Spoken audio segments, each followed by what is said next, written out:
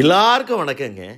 K Balachander sir இந்த tourist ஃபேமிலின்னு ஒரு படம் வந்திருக்குல்ல, அதை பார்த்தாருன்னு வச்சுங்களேன், உடனே கார் எடுத்துட்டு அந்த பையன் வீட்டுக்கே போய் கட்டி பிடிச்சிப்பார். அதுதான் ஒரு கேரக்டர். ஏன்னா அந்த காலத்தில் வந்த அத்தனை நல்ல படத்துக்கும் உடனே லெட்டர் பேடில் லெட்டர் எழுதிடுவார். அவருமே ஒரு சிறந்த படம் ஒன்று கொடுத்துருக்காரு, எதிர்நீச்சல் அப்படின்னு சொல்லி 1968.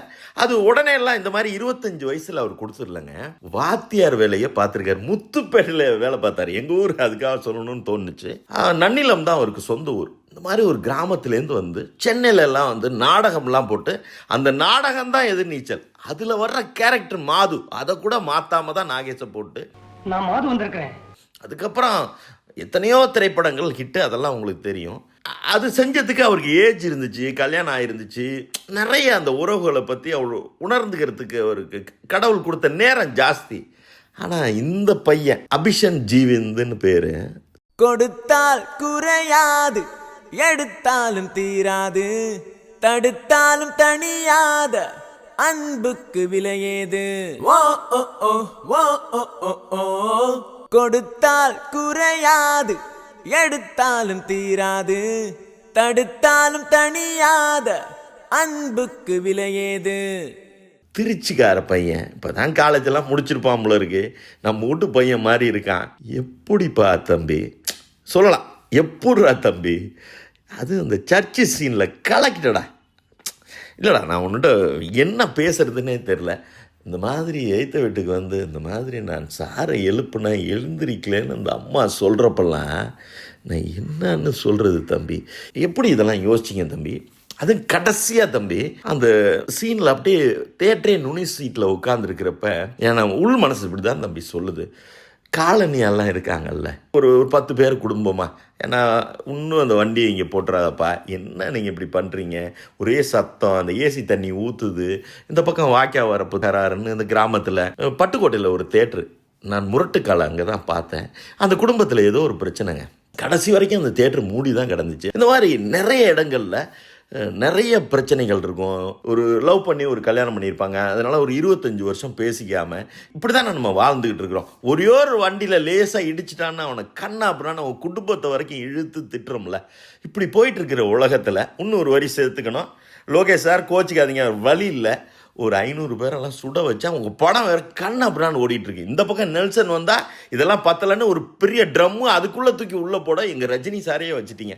படம் வேறு ஹிட்டு. என்னடா இப்படி இந்த உலகம் போயிட்டே இருக்குன்றப்ப இந்த லவ் டுடே அந்த பிரதீப் வந்தார். அவருமே எனக்கு கொஞ்சம் கூட போயிட்டாருன்னு தான் எனக்கு தோணுச்சு. ஐயோ, அதுக்கப்புறம் குடும்பஸ்தன் அந்த பையன் நல்லா வந்துக்கிட்டு இருக்குப்பா, பரவாயில்ல, நம்ம தலைமுறையெல்லாம் நல்லா இருக்கணும்ல, அதனால் நல்ல டைரக்டர் வரணுமேன்னு எனக்கு ஒரு பெரிய கவலை இருக்கும். அப்போ ட்ராகன்னு வரும், அதுவுமே கொஞ்சம் சினிமாட்டிக் தான். ஐயோ, நல்ல படங்கள் நான் சொல்லிகிட்டு இருக்கிற படம்லாம். ஆனால் இப்படிலாம் வந்துக்கிட்டே இருக்கிறப்ப ஒரு பையன் வந்து அப்படியே பாலச்சந்தர் இடத்துக்கு அப்படியே முன்னாடி போகிறப்ப அபிஷன் ஜீவந்துக்கு எழுந்துச்சு நின்று கைத்தட்டணும்னு தான் தோணுது.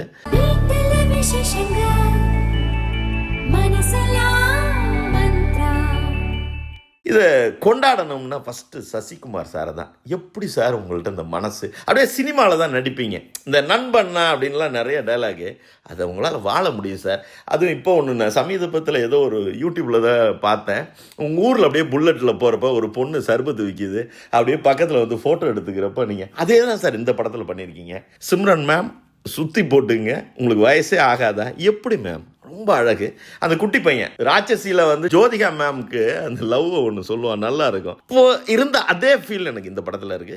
மலையூரு நட்டாம மனச காட்டு புட்டாம ஒன்ன போல யாரும் இல்ல மாமா, தஞ்சாவூர் ராசத்தை தாராளமா தந்தாங்க, மனசுக்குள்ள எவனும் இல்ல ஆமா.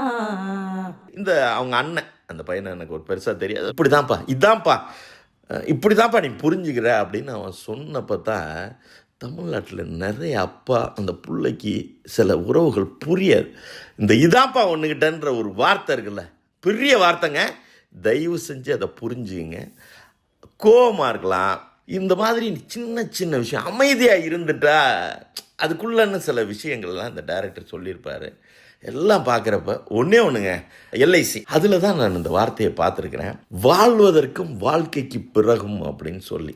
எனக்கு ரொம்ப பிடிச்ச அந்த ஸ்லோகன், அந்த கொட்டேஷன் ஏதோ ஒன்று வச்சுக்கோங்க. அதை ஒரு சினிமாவுக்கு கொடுக்க முடியுமா அப்படின்னா கொடுக்கலாங்க.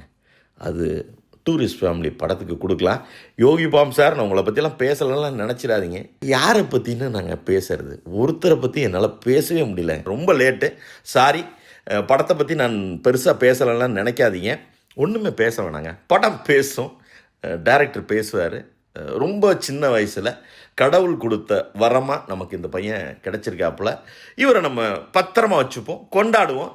வருங்காலத்தில் நம்ம பிள்ளைங்களுக்கெல்லாம் நல்ல நல்ல படத்தை இவர் கொடுப்பார்.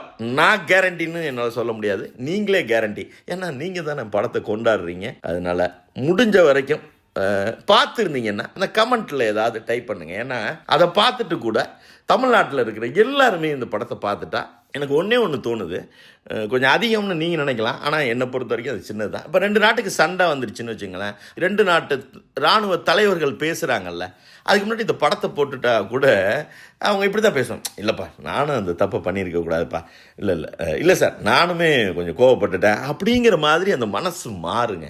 ஒரு வீட்டில் ரொம்ப நாள் சொத்து பிரிக்கலை, அதுக்கு உட்காந்து பேச போகிறாங்க, ஏதோ ஒரு பிரச்சனையை பேச போகிறாங்க அப்படின்னா இந்த படத்தை பார்த்துட்டு பேசுனா, இல்லைப்பா என் மேலே தான்ப்பா தப்பு அப்படின்னு சொல்லி தாங்க ஆரம்பிப்பாங்க. அந்த மாதிரி அப்படியே மெல்லிய உணர்வுகள், அந்த உறவுகள், அந்த அன்பு என்னென்னமோ இருக்குங்க இந்த படத்தில். என்னை விட இந்த படத்தை நீங்கள் ரொம்ப ரொம்ப சந்தோஷமாக பார்ப்பீங்க. அதுக்கு இன்றைக்கி தமிழ்நாடே சாட்சி. அப்படி எல்லா தேட்டரும் பொங்கி வழியுது. சீக்கிரமாக போய் பார்த்துருங்க. படத்தை பற்றி ஒரே வார்த்தையில் சொல்லி முடிக்கணும் அப்படின்னு சொன்னால், பிழைக்கணும்னா உழைக்கணுங்க. ஒரே வானம் ஒரே பூமி, ஓ ஓ, கொடுத்தால் குறையாது, எடுத்தாலும் தீராது, தடுத்தாலும் தணியாத அன்புக்கு விலையேது. நன்றிங்க.